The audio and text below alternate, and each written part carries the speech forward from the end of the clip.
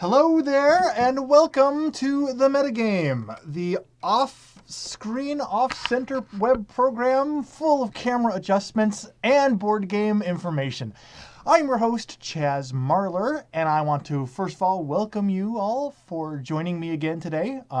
This show, in case you are the new viewer or just have not been paying attention to previous episodes, the way that this show works is that we're going to present a topic about board games. And this show not only talks about board games, but sometimes talks about talking about board games, hence the meta aspect of the metagame. So what I'm going to do is I'm going to present a short presentation on the topic, kind of give my thoughts on it. And then we're going to turn to the interactive portion of the show, where I'm going to turn to the live streaming YouTube chat area, and we're going to continue the discussion there and go back and forth and have a little bit of chat with our friends in the internet.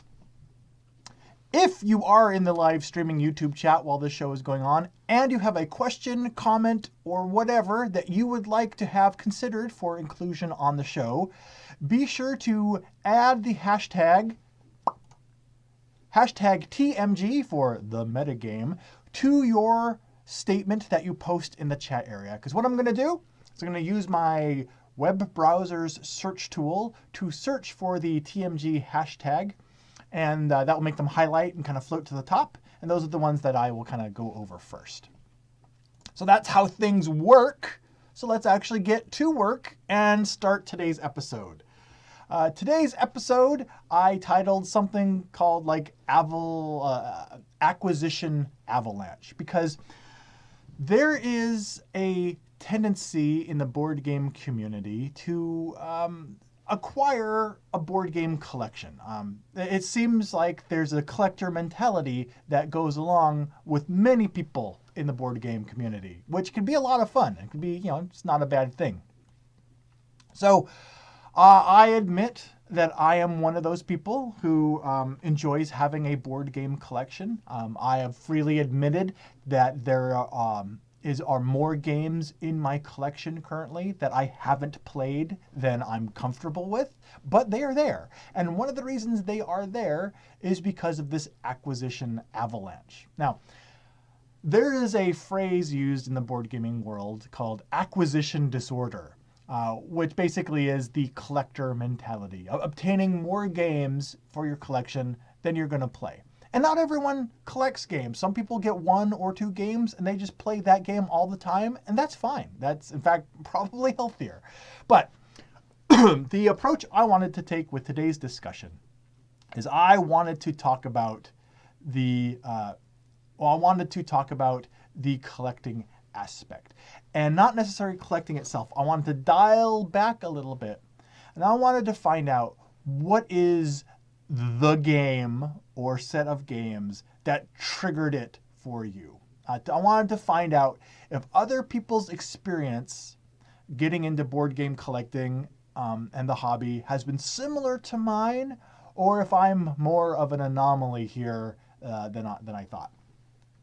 So while I'm going on, what I'm going to talk about is I'm going to talk about the games that got me into the hobby, and then the game that's the one that pushed me over the edge and started me actually starting an actual collection of board games, and actually, having a dedicated space in my house where I stored my collection and had them and knew that this is what I was going to be spending my disposable income on, and as this is my entertainment.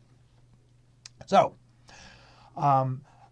while I am starting my own kind of presentation and my own point of view on this, go ahead and get started in the comments there, posting the game that's the one that pushed you over the edge. And while you guys are typing that up, I'll get back to it in a minute. Let me tell you where I came from. And before I even do that, I'm going to take the liberty of trying to adjust this camera. I'm having some hardware and software issues this morning. I apologize. Just that camera just a little bit more, because, that's so much better. Okay. You're just driving me kind of nutty there. So here I am in probably the year 1997. I've always enjoyed board games. I've talked before about they were always kind of around growing up. But in 1997, my board game collection probably consisted of a couple of copies of Risk, a gutted copy of Axis and Allies that my best friend gave me that he found in his attic, and maybe some Magic decks, some decks of Magic the Gathering. And that really was probably the core of my board game collection in 1997. So what happened? Because that's kind of the antithesis of where I am right now. So, well, several things happened.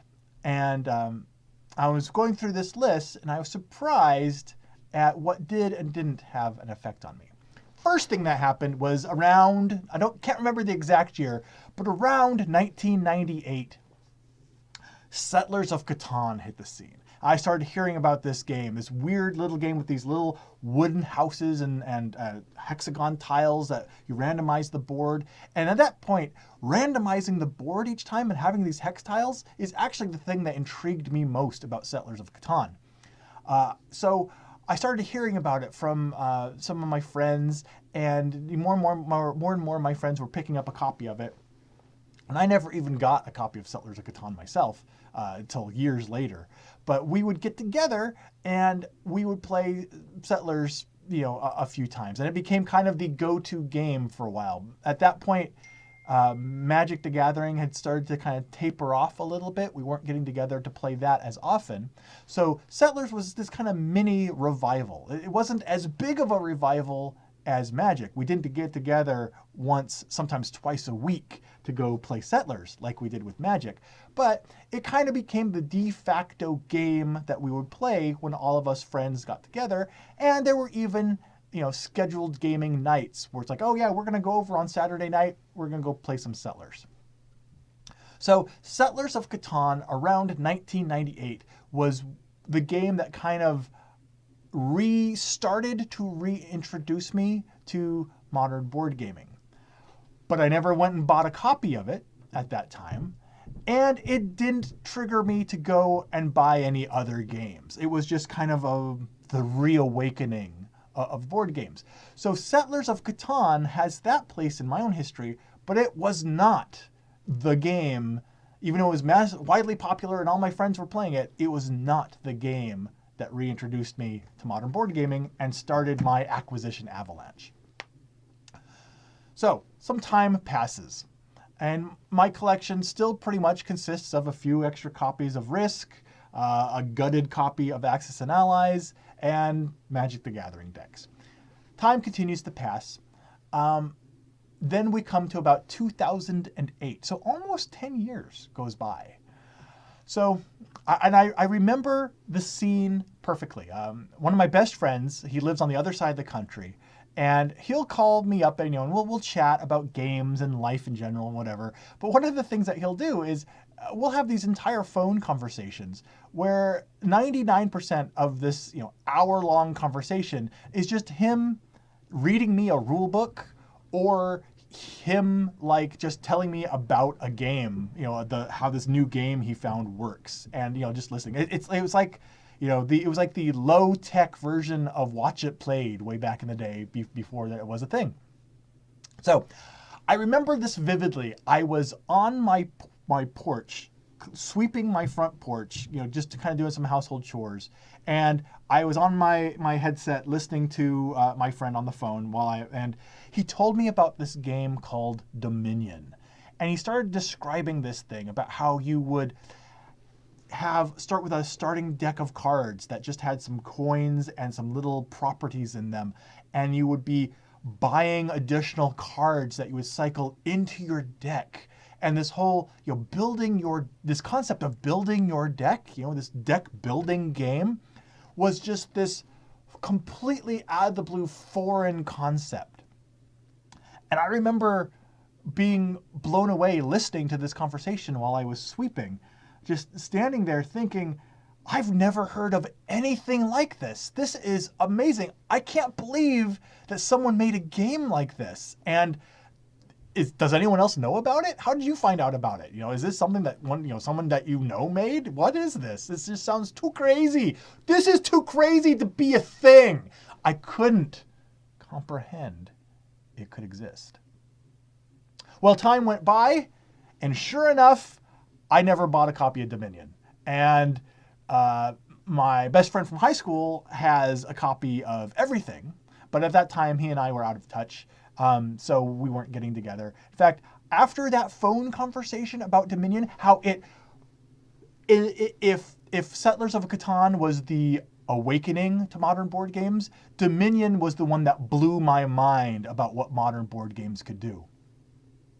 And so I was just astounded, and I went out and did nothing with that information. I did not buy any new board games. I never bought a copy of Dominion. I never even played Dominion for years. I just heard about it. I was like, wow, that was really cool. And didn't do anything with it. So that's where Dominion had this place. But it was another one of those blips on the radar. But it didn't trigger acquisition, Avalanche, or anything like that. So several more years go by. I keep hearing about Settlers, keep hearing about Dominion. But then this other game comes along. Now, this is 2012. This is right when I discover the Dice Tower. And perhaps there's a correlation here. I'm not sure. But I had discovered the Dice Tower a little bit earlier that year. And so I was starting to discover just how many games there were in modern board games. And then I saw a game mentioned and a review that again sparked my interest and was another blip. And this time, after about 3 to 4 weeks of hemming and hawing and wondering if I should, I went out and purchased the game and added it and put it in my closet next to my couple of copies of Risk and my gutted copy of Axis and Allies and my Magic the Gathering decks. I went out and I added it. And it was the game that something about it got me off the couch, down to my local game shop, and bought the game and brought it home. And the game that triggered that was this one. Battleship Galaxies, of all things. I don't know, I'm going to put it over here. I don't know what it is about Battleship Galaxies, but when I saw this game, Battleship, of all things. Now, fortunately, this is not like regular standard Battleship. Why don't I show you the back of the box? In Battleship Galaxies, you actually have a board, and you actually have little plastic ships and stuff, really nice sculpts and everything, that fly around. So you have this technical combat aspect. And really, the only thing that's still related to Battleship is that in the combat system, your ships are designed with this grid, say a 10 by 10 grid. So you have numbers and letters of this grid of your ship. And so when you do combat in the game, you'll roll dice, and if you hit, you use the coordinates of where you hit. And some ships take up the whole grid. Some ships are smaller, and they'll only take some grids, some hits. So you might say, I hit B7. And B7 might be a hit on one ship, and B7 might be a miss on another ship, just by how that ship is laid out on the little grid. And you record the hits. The ship stands, actually the little plastic ships are on these stands, and they have little holes to put in the little pegs. So you keep track of your ship's hit points on a ship-by-ship basis as they're flying around. So really, that little grid system for tracking if your ship takes a hit is the only thing even remotely related to Battleship in this game. Everything else is kind of a unique new game system. I was so intrigued. I went out and I got this, and I played it with my wife, played it with everyone I could, and it got me thinking, well, this is really awesome. The pieces are amazing. The play concepts are great. This is so much more than Risk and Axis and Allies and and stuff like that. What else is out there? So sure enough, after obtaining Battleship Galaxies, I went out and then purchased Revolution by Steve Jackson Games and Kingsburg. Those were my second and third. And then from there, I decided, you know what, this is what I'm going to spend my monthly entertainment budget on. And so from there, 4-5 years later now, I have a pretty good sized collection. And the game that finally pushed me over the edge and convinced me, yes, modern hobby board gaming is something I enjoy, and I'm going to actually make, instead of just being interested in it and playing other people's copies of games, I'm going to go out and start obtaining my own games and start my own collection. The game that did that, Battleship Galaxies, of all things. So that's my story of how I got where I am today. So what I'd like to do next is I would like to turn things over to the old chat, and I want to know, in addition to any other questions, comments, or whatever you have that you're posting with the TMG hashtag, I want to know, what is the game that pushed you over the edge and convinced you, instead of just listening about games and looking about games and playing other people's games, what started you collecting and getting into the hobby? I want to see if there's a common thread, see if people have similar types of games or similar games. Is there one game that came out that's real popular that had 90% of the people got into the hobby through? What games and why? And maybe we'll find some games that we hadn't thought about in a while. So let me turn over to the chat here, and let's see what we got here. All right, we have 44 comments here. So these chats seem to start before I even started up the show. So I'm going to just start going through here, and there's 44, like I said already. So I'm going to try and not go down too many rabbit trails. I'm going to try and stay on topic and stay focused and absolutely not lose my focus at all. Oh, wait a minute. Oh, I need to take this. Oh, no, just kidding. Okay. Let's stay focused, and let's go to some chat comments. Michael tells us that it was Tabletop with Will Wheaton. Tabletop with Will Wheaton is probably the #1 thing that put me into the full-blown world of modern board games. Had Carcassonne before that, but after watching Tabletop, started getting more and more. To clarify, I was an RPG player long before that, and had been to Gen Con even a few times. From an RPG perspective, though. Nowadays, I have over 200 board games, and I love to play them when I can. Oh, okay. Well, I actually was going to say something about RPGs, but I'm not going to go down there. So we're starting right off with something here in your comment, Michael, that is something that I hadn't thought about until I heard the words come out of my mouth during my presentation. And that's mentioned that Tabletop with Will Wheaton. An online, media channel is one of the things that helped contribute to you starting. I mentioned that the Dice Tower. So I'm wondering if it's not only the games, but perhaps a combination of games and the entertainment, the media that we're consuming at the time. I don't know. Let's continue through the comments and let's see if there's a trend here. Kabuki Kid! Hello, as always. Always nice to see your text and avatar. Kabuki Kid mentions the Kickstarter craze has also single-handedly filled some people's collections. Oh boy, that is true. I can't believe how many Kickstarter projects some people back. It's just astounding. It's neat to see, and it's completely a new approach, to the support of the board game industry. But it just always surprises me how some people will literally back hundreds of Kickstarter projects. But I interrupted you. I'm sorry. To continue, how the Kickstarter craze has single-handedly filled some people's collections. I have a friend currently waiting for well over 20 Kickstarters, for instance, and they're all board games. Waiting on 20 different Kickstarters. Now, one thing that I've learned about myself is that in addition to having a collection of board games, I will admit there is a certain joy that one can find in the anticipation of knowing that there is a box out there somewhere that is working its way towards being delivered to you. Knowing that there's a package on its way just for you that's coming, maybe not today, but it's coming soon, and it's full of goodies that you ordered. there is some sort of special joy in that, and I wonder if that has something to do with the Kickstarter. If it's not only supporting the board game community, not only being a early adopter to some of these new games, but I wonder if it's something about knowing, waiting for well over 20 Kickstarters, knowing that there's 20 different packages out there that are going to be working their way to you. I wonder if that's part of the Kickstarter acquisition avalanche. But let's continue. Nyrus Interactive, hello again, common chatter here, mentions that for Nyrus Interactive, it was tabletop for him as well.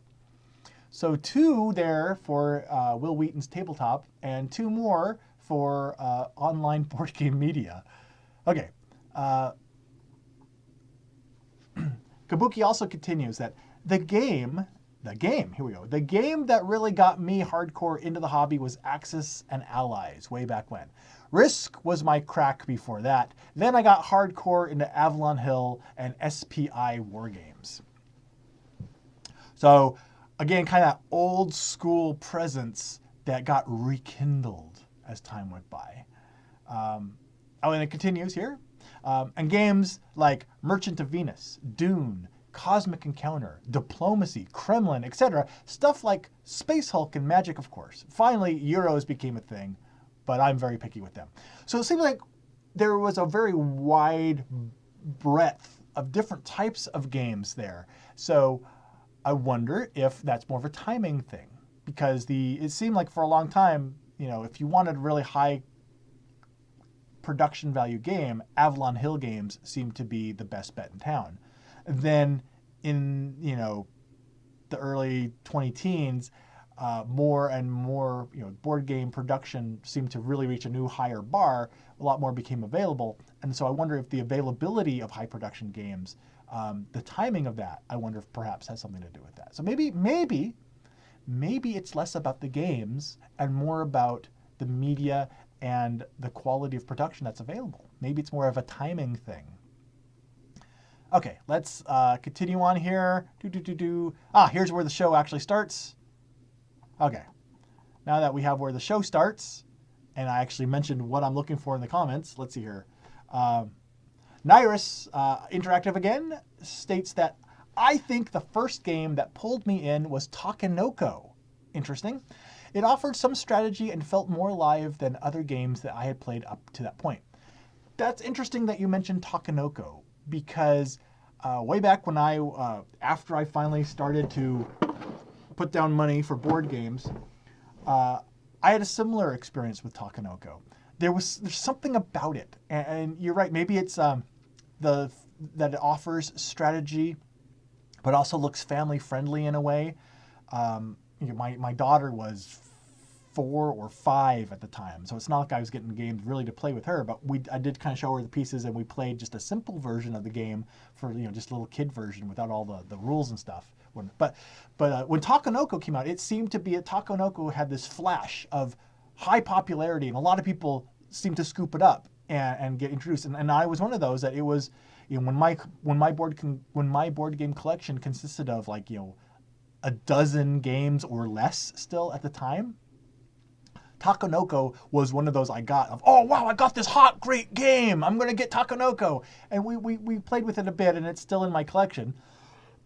And I'm still kind of waiting to, it's still here because I plan on playing it more. Like I said, I got it when my daughter was pretty young.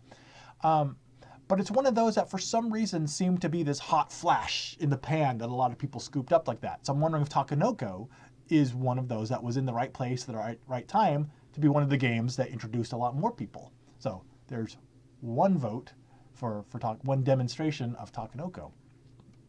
Okay, let me continue onward in the comment zone with Michael's post, which states that I have to agree with Chuck and Kabuki.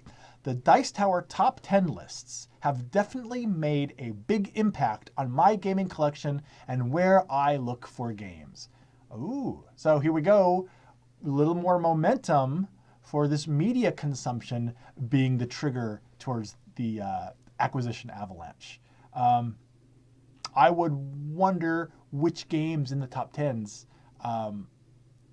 stand out and have been games that you see in the top 10s. Like, oh, I'm getting this game just because I saw it mentioned in the top 10.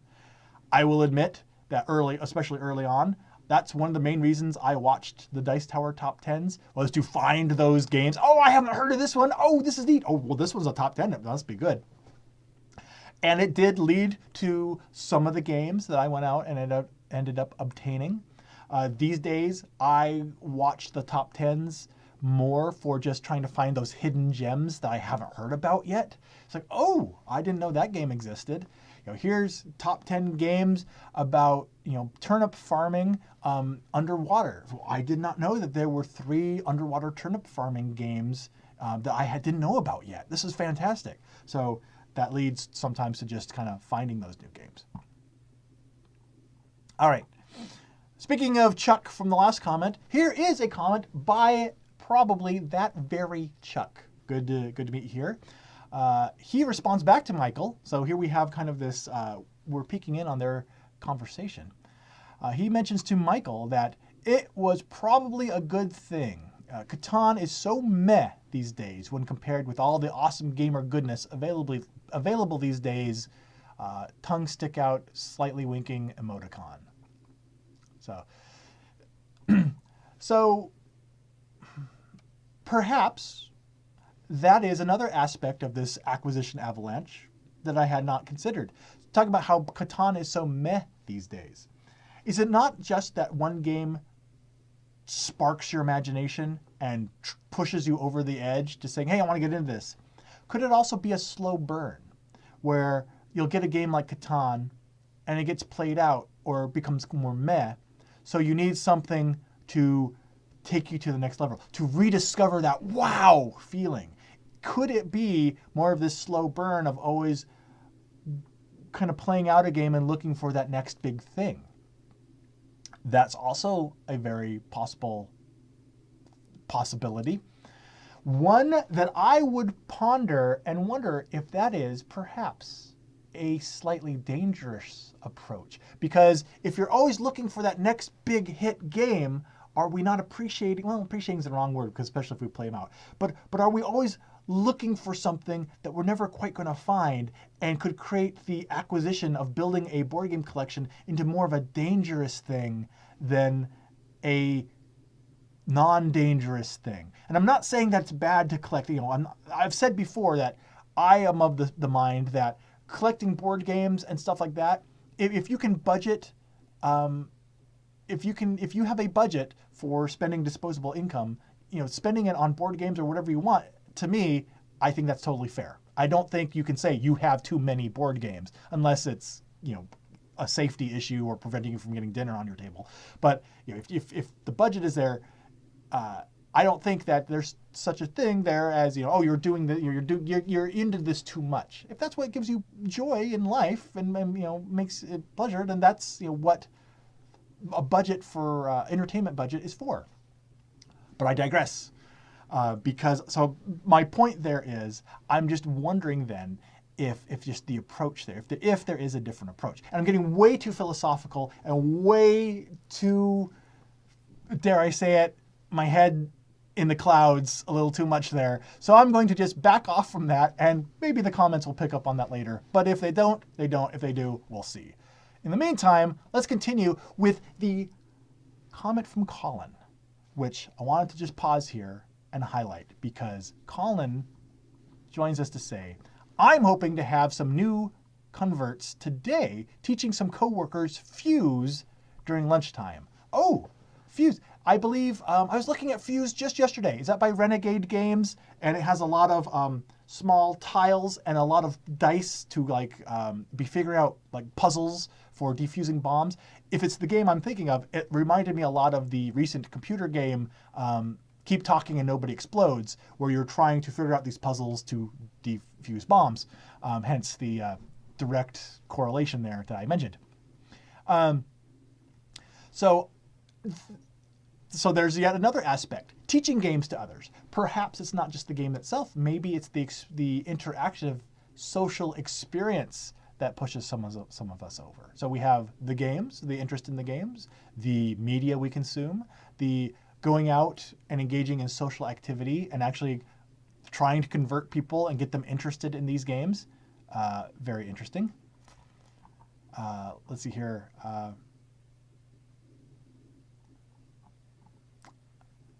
Here's a name. It is Gwen Huivar. I apologize for probably butchering your name, but butchered or not, I'm glad that your comment survived. This person mentions, my acquisition avalanche started when I started going to the local game store and bought whatever game I played and had a good time with. I then wanted to spread my knowledge of games to others. Oh, so you were in a position, which is kind of neat, that your game store, you were actually able to go to your local game store's game days and actually try before you buy, either with demos or game night. And they had, I know my local game store actually has a dedicated game library. So they have, games that are down this one hall, and they have game nights, and people can go and actually just pull games off the library game shelves to play, which seems like a wonderful marketing thing to me. And it seems like it's a thing that also helped you. So you were actually able to go to a local game store, play the games, and anything that grabbed your attention, caught your eye, that you enjoyed, you'd scoop it up and buy a copy of it. So it wasn't one specific game. There, I think this kind of goes more towards, fits in a little bit more with Colin's point of the social interactivity. People going out and demoing and sharing the games and making a space available for it. So there we have another example of that, which is interesting. So there wasn't one single game, it was just that environment that you had available to you, which is cool. All right. Michael mentions, I wonder if the collector mentality is due to wanting to get a game before it goes out of print. Ooh. I know sometimes that's a reason for me to get a game that's on my wish list sooner rather than later. Yeah, I think that this was talked about a little bit recently. The trying to get a game before it goes out of print. There are some people will say that it's good to wear glasses that you can't see through because they're smudged.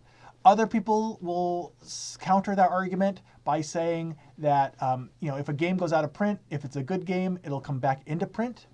But then there's me, who partially agrees with both of those statements, but also believes that, yeah, if there's a game that I know is going to go out of print, I will try to, it'll raise its priority. Wasn't there just this last week an announcement that since Fantasy Flight and Games Workshop are splitting their contract, they're severing their contract, games like Fury of Dracula are going to go out of print. The third edition, which just came back, is going to disappear now. And I've heard of people going out and scooping up as many copies of Fury of Dracula as they possibly can, knowing that this game is going to dry up and disappear potentially. So I see that too. I see it going on right now with the news that's going on about some of these changes in the industry that are going on. So I agree that, again, that's not a specific game. That is an activity that's going on within the industry, a game going out of print, that can affect it and can lead to kind of this collector mentality and choosing which games you obtain. So, oh, wow, there's a lot more curveballs in this conversation than I thought there were going to be, which is really, really a surprise and really interesting. So, yeah, definitely, I think the availability of a game due to it going in and out of print definitely can help trigger that and lead to it. Striker mentions, I'm not that old school. My trigger game was Dominion. Aha. So here we go.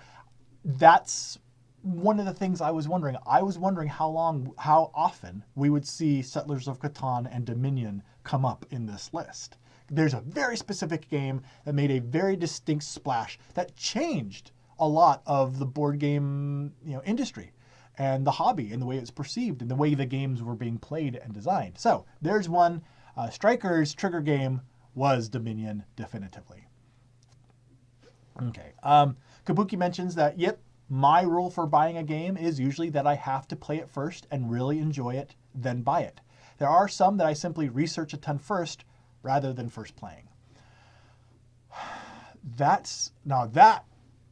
This could be an entire topic in and of itself. In fact, this might become an entire episode in and of itself. How much do we research games before we buy them? How often? Insta-buy. You know what? I did do it. The reason this would make a good episode is I think I just did this episode several episodes ago, talking about researching a game versus the insta-buy mentality of as soon as this game's going to buy it, as soon as this game becomes available, I'm going to buy it sight unseen because you like the publisher or designer or something.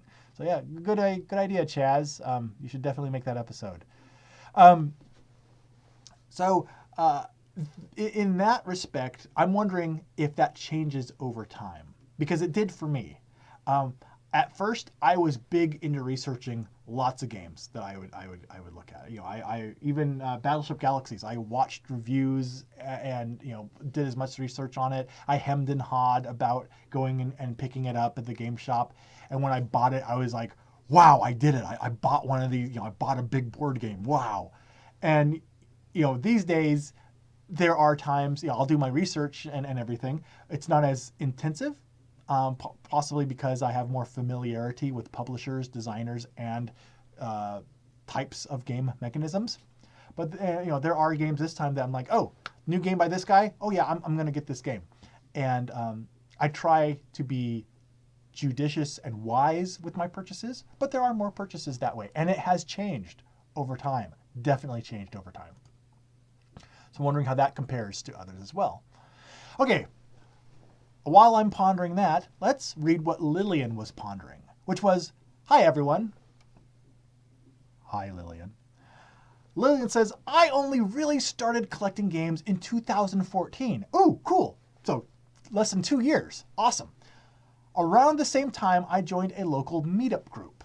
Aha. So, and here's another one for a social activity and a social environment. So I'm wondering, Lillian, was it coincidental? Was it that you were getting into collecting them and you found the meetup group? Or was it kind of a causality thing? Did your experience in the meetup group result in you obtaining more and more games for your collection? That is something I'll have to continue to ponder because that's the end of Lillian's comment. Okay, let's continue on here with a comment by Chuck, who says, "My true Avalanche trigger was First and Goal, when after playing the base game, I had to go get all the expansion teams." Oh, there we go. First and Goal, specifically for the expansions as well. And that is something that I was pondering, especially when I was thinking about Dominion. I was wondering about these games that have lots of expansions. I was wondering if that had any effect on the acquisition avalanche. Either in Chuck's example, where you love this game, and so going out and getting all of the expansions triggers your avalanche, or can it have the opposite effect, where it's like, oh, I like that game, but man, there's so many expansions, I don't want to end up investing all that money in it. A current example of that could be the new version of Mansions of Madness. Fantastically reviewed and praised game.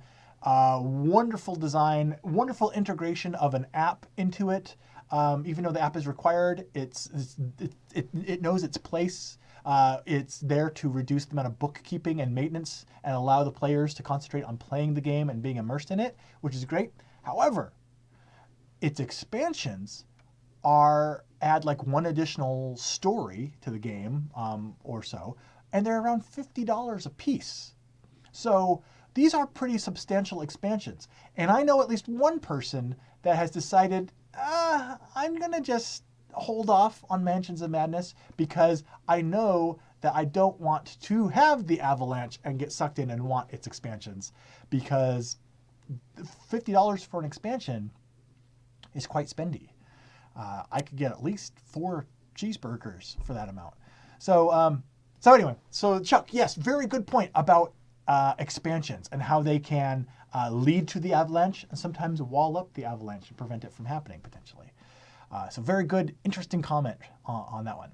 But let's continue on, trying to get some more interesting comments here. This one from Michael, who says, I had gotten out of Magic the Gathering until my oldest, 7 years old at the time, found my old cards and wanted to learn how to play. Then he and I blew up to having nearly 60 different decks between us. Good to know, Michael. My daughter, day before yesterday, she's 9.5. Day before yesterday, a friend of hers at school introduced her to the Pokemon card game. And yesterday after school, her and I went down and bought her very first starter and a couple of boosters for Pokemon. I never played Pokemon myself, but as we were going through the cards and she was actually teaching me, she taught me how to play Pokemon yesterday, which was like a achievement unlocked level for a gamer dad. My daughter taught me how to play a customizable card game. But as she was teaching me that, I was just having these thoughts of my stacks of Magic cards that are sitting in our hall closet, just waiting for the day that she's a little bit older to introduce her to Magic. And I'm wondering if that will cause the same sort of explosion of new decks with us as it did with you. So Michael, thank you for sharing that story. It reminded me of the excitement I have waiting for the day that's coming soon for my own daughter. Definitely that rediscovery can definitely cause a little mini avalanche. Gwen Havar mentions again that the game that got me into the hobby was Illuminati, and the game that spurred me was Ultimate Werewolf, Ultimate Edition. Now Illuminati, that one's been, I believe that's been around for a while because it's been through several different versions. That's also a Steve Jackson game, isn't it? So that it's neat to see kind of these older games with clout, some of the shoulders that the new games kind of sit on based on these other old games. So it's nice to have that context there. I haven't played Illuminati myself, but I have some other people in my game club that some that really enjoy it. And I have only played the regular Werewolf once. I played one night Ultimate Werewolf a gazillion times. But it's neat to see that those games can still spur and excite people enough to be the trigger that gets them into the hobby. All right, Kabuki mentions that I just spent a ton of money getting all of the expansion teams for Baseball Highlights 2045 because I am insane. So I spent more on the expansion teams than the base game. That's how they get you. Baseball Highlights 2045. That it's neat to see that is a game that can excite someone so much that they go out and invest in all of those expansions. Because like I said, Mansions of Madness, as awesome as that game is and as good as reviews as it's getting, has not enticed me to go and get it just because of its expansions. And definitely for spending more on its expansions than the base game. Knowing that Baseball Highlights 2045 you enjoyed it that much that you did make that jump entices me because Baseball Highlights 2045 is one of those games on my wish list of games. I don't have it, I haven't played it, but I want to play it because I think I would really like it. I just haven't, and I need to stop procrastinating and try that game. Okay. Lillian here is another vote for Dominion, the base game, being their Avalanche trigger. Here we have, excuse me just a moment. I think I might be getting a cold here. So I need to embarrass myself on the, at least this isn't live. Lelk mentions, hi! Hi, Lelk. The game that got me in was the Resistance Avalon. Did some research on other types of games, found Pandemic, and I have been in the fast lane ever since. Ooh, Resistance Avalon. That is an interesting one because that one is definitely a game that requires a good number of co-players. So it's not a game that by itself you could tinker with, play solo or something by yourself. You definitely need other gamers around you for Resistance Avalon to be able to be that hook, I think. So that's cool that a group game was one that could be your hook like that. Cool. All right. Stryker mentions, My 12-year-old son wasn't a board gamer until he got Arcadia Quest. Now he's playing Viticulture and Castles of Burgundy with me. His disorder is starting early. Bravo. Wow. 12 years old and playing Viticulture. Huh. That is really cool. Arcadia Quest, I think I mentioned it in just a previous video. I was late to the Arcadia Quest party. Arcadia Quest is one that hopefully, like by the end of this month, or at least by the end of the year, I have plans to set up a family game day on the weekend and introduce Arcadia Quest to my daughter and my wife and play it as a family game. I actually have been re-watching Rodney Smith's Watch It Played instructional videos for our Arcadia Quest. It's been so long, I had to refresh my memory. So that's so neat that Arcadia Quest is one that you introduced to your 12-year-old, because I'm in almost that same time frame using Arcadia Quest to be a family game. I'm wondering if it would lead to my daughter playing Viticulture. If it does, that would scare me, because I'm sure she would mop the floor with me in it. So that's kind of a scary thought. Let's move on to a more comforting thought. This one from Erskine, who mentions, I was always about card and dice games, so I probably started with Uno. Yeah, I know. They used to include a pamphlet that advertised other games from international games. I started hoarding Skip-Bo, Ono 99, Luck Plus, Rage, etc., and began to see there are other mechanics available. Oh, that is really cool. So there you have, this oldie but goodie Uno, this, classic game. And so the pamphlet, the advertising pamphlet that was in that game actually is what led you to lots of other games. And it kind of just spiraled and dominoed, if I may borrow a pun for another classic game, thank you very much, dominoed out to all these other games. That is a really cool way that happened for you. I'm sure that's not uncommon. I mean, that's what those little pamphlets are for. But to kind of see the progression that it led you through is fascinating. So thank you for sharing that one. One other little tidbit on that, I wanted to mention how you began to see that there's other mechanisms available. I was in that same boat too. Growing up on Risk and a little bit of Axis and Allies and other games like that. It's silly to say, but even before Battleship Galaxies, one of the things that spurred me to go into that game shop and buy a game, even though this is a tactical combat game. Anyway, one of the things that spurred me to go in and get this game is I actually had gotten to a point where I was thinking, what other mechanisms other than, area control, dudes on the map, rolling dice, Risk-like games, what other mechanisms really are even out there? And I had become so closed to that mechanism that that might be one of the other things, discovering, actually finally discovering, deck building and worker placement and euros and everything else kind of blew my mind and, almost expanded it out at a super high speed, all these ideas and possibilities. So anyway, discovering other mechanisms that are out there can definitely also be something that can lead to starting your collection. Oh, a little tiny jump there. I'm sorry. We have Smedley, who mentions, I made a Board Game Geek account looking for info about an old game from the 80s and had been playing Catan for a year or so before that. There's another comment from Smedley, who down here, it says, Race for the Galaxy was my gateway to the wider world of hobby games. Interesting. So here's someone who came in through the Board Game Geek website just doing research, had played Catan and a few other games, and then I would imagine through that doorway got introduced to Race to the Galaxy, and that became your gateway game. That is really interesting because Race for the Galaxy is one of those games that definitely has a different feel than Ticket to Ride, Catan, Dominion.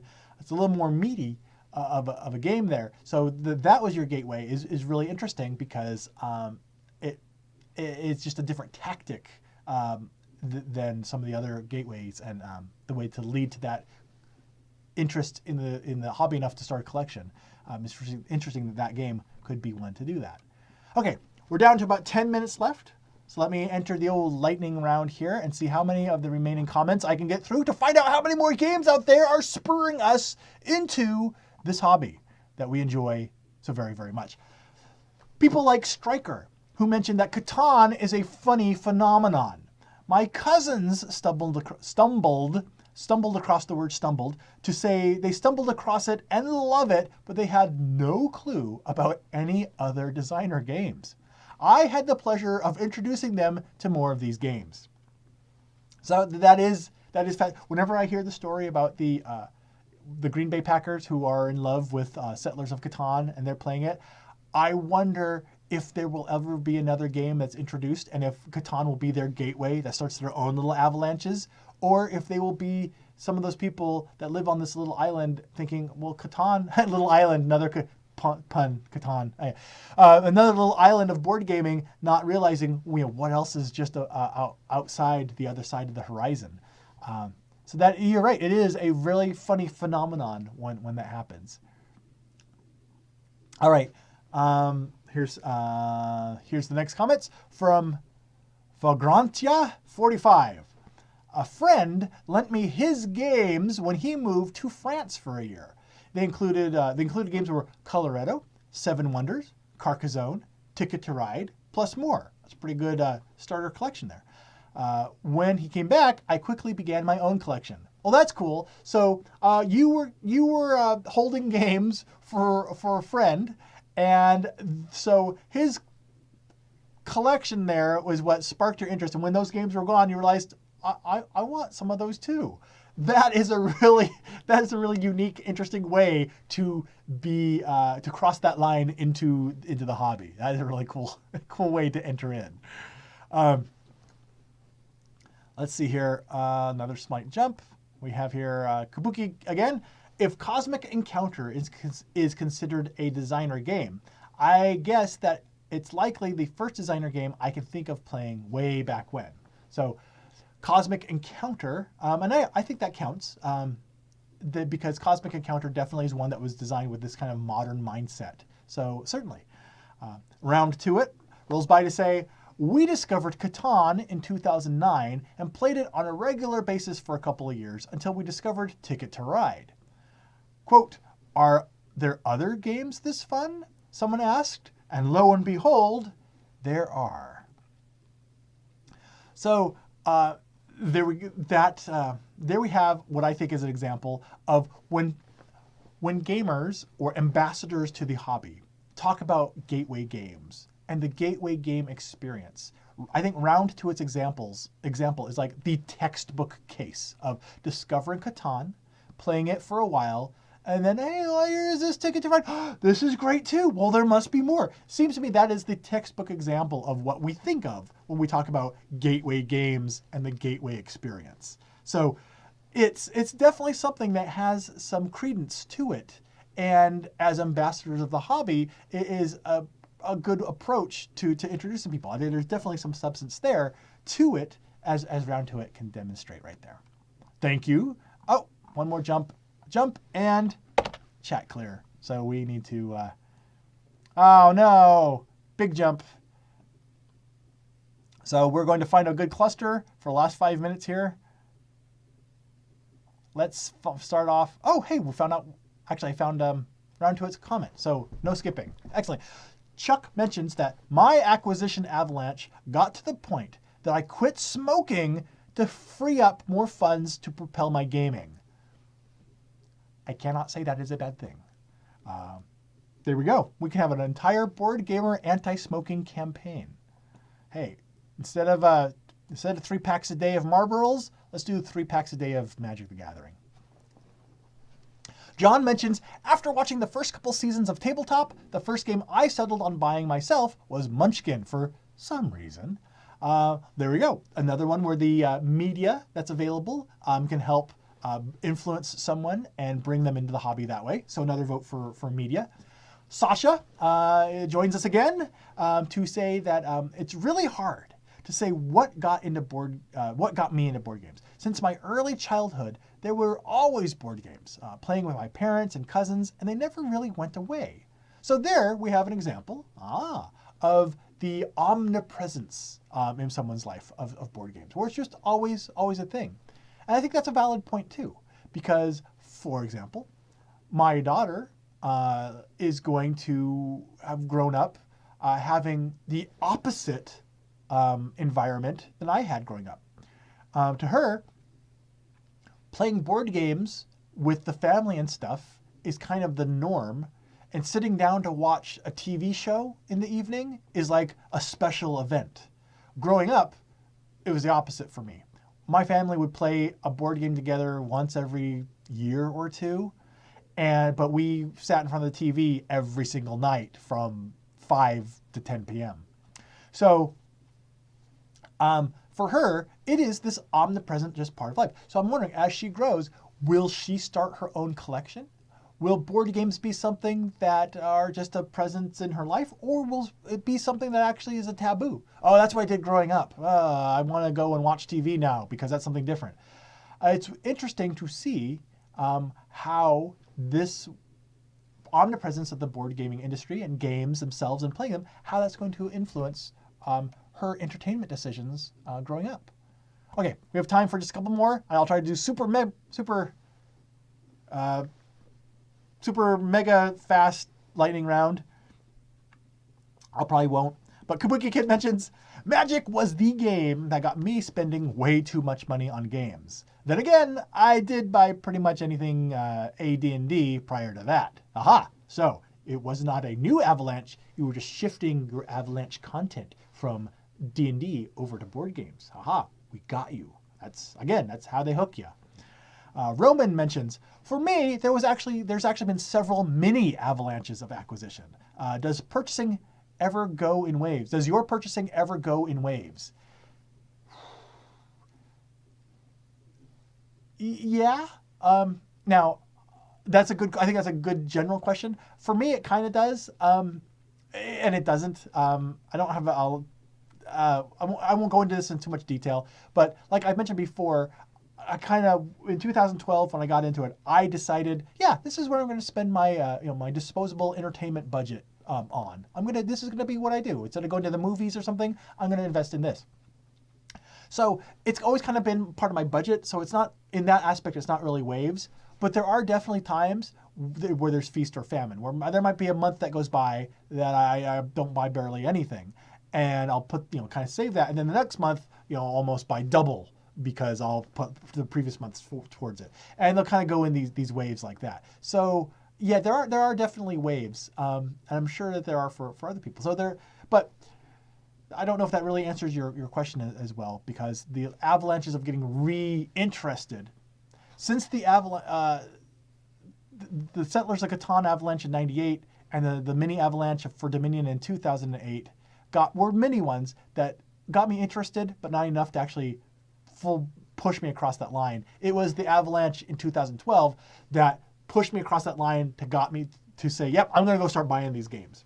So for me, there were also little mini avalanches of interest, and it took the third one to get me into it.